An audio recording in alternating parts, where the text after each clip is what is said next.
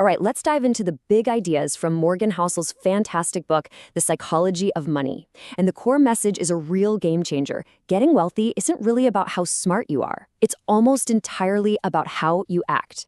So, what's the real secret to getting rich? Do you need a fancy degree and a supercomputer for a brain? Well, the answer is probably not what you think. And the best way to understand it is through the story of two completely different guys.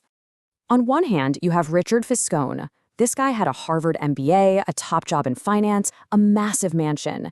I mean, he had all the credentials you could ever want. And he went bankrupt. Then you have Ronald Read, a janitor and a gas station attendant. Lived a quiet life. When he died, he left behind an $8 million fortune. So, how on earth does that happen? This isn't just some weird one-off story. It actually reveals a fundamental truth about how money really works.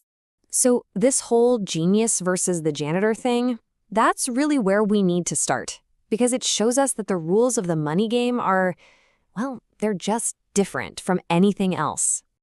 And this quote from the book just nails it. Housel says, financial success is not a hard science. It's a soft skill, where how you behave is more important than what you know. In other words, a janitor with patience and a simple plan can totally outperform a finance executive who lets his ego and greed get the best of him. Behavior wins. Okay, so if it's all about behavior, we've got to look at our own brains, right? Specifically, your brain on money. Have you ever looked at how someone else spends or invests their money and just thought, are you crazy? Well, here's the thing the book argues. Nobody's actually crazy.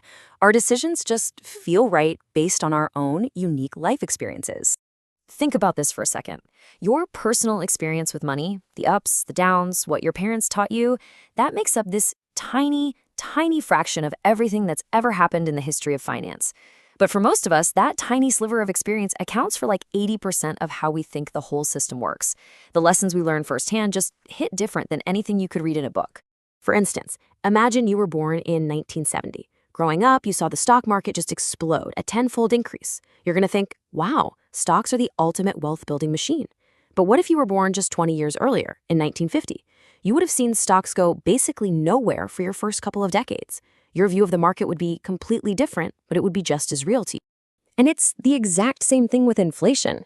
If you were born in 1960, you remember prices tripling when you were young. You felt that squeeze. But if you were born in 1990, inflation has been pretty much a non-issue your whole life. These aren't just different opinions. They are literally different realities. And of course, that leads to completely different financial behaviors. So, if our own experience is just a tiny slice of the pie, what else is going on? Well, that brings us to these two huge, powerful forces that are always at play, whether we see them or not.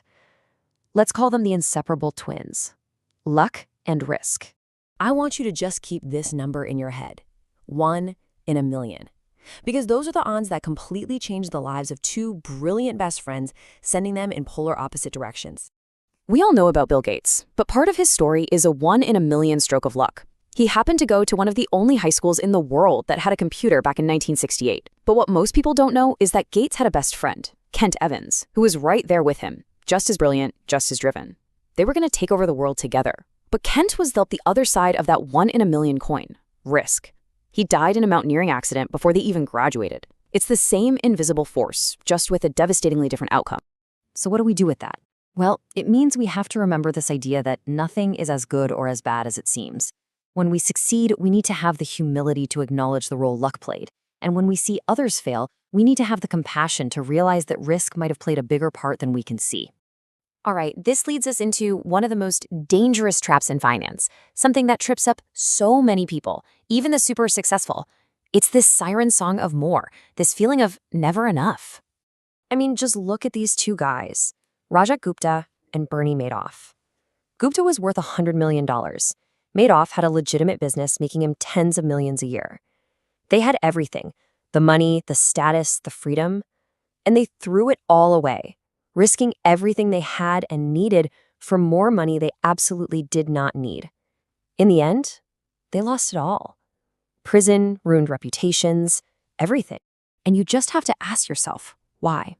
Why would someone with $100 million risk their freedom for more? What is going on in their heads? It's the poison of social comparison. No matter how much they had, they were always looking at the person on the next rung of the ladder. The goalpost just kept moving further and further away.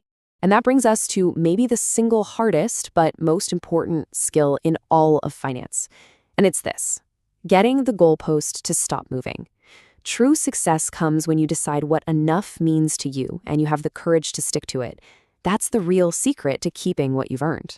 So, if being a genius isn't the key and endlessly chasing more is a trap, what's the real secret to building wealth that lasts? It actually boils down to one super simple but powerful word: survival. And it's so important to get this.